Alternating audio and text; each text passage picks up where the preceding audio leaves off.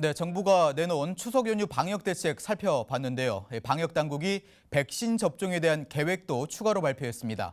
브리핑 내용 직접 들어보시죠. 먼저 코로나19 백신 미접종자에 대한 접종 계획입니다.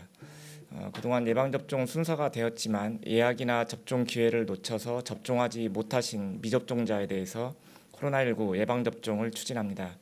9월 18일부터 예약을 거쳐 10월 1일부터 접종이 가능합니다.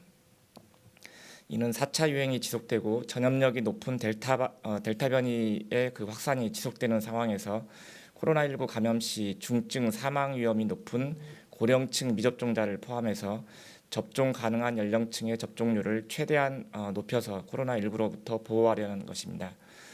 지난 1월 말 코로나19 예방접종 계획을 발표하면서 저희가 이제 접종 기회를 부여했지만 접종하지 않으신 분들은 전체 대상에 대한 접종을 실시한 이후에 다시 접종한다는 원칙을 제시한 바 있습니다.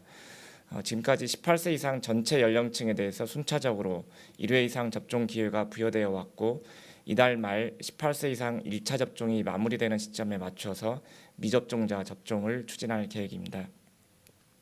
18세 이상 전체 미접종자 대상으로 10월 1일부터 10월 16일까지 전국 위탁의료기관에서 접종을 실시할 계획입니다.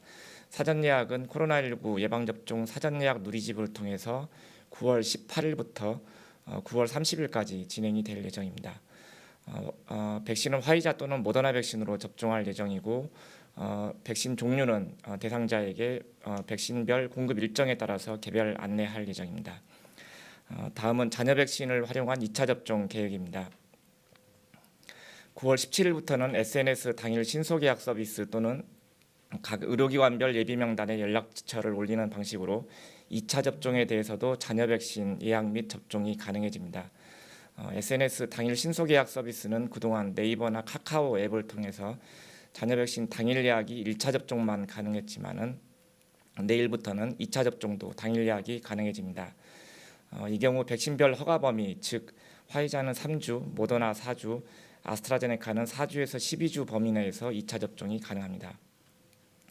또한 의료기관별로 예비명단을 활용할 경우 1차 접종을 한 의료기관뿐만 아니라 다른 의료기관에 자녀 백신이 있는 경우에도 접종이 가능합니다. 아스트라제네카 백신의 경우 2차 접종일은 1차 접종일로부터 8주를 기본으로 예약이 되고 있습니다.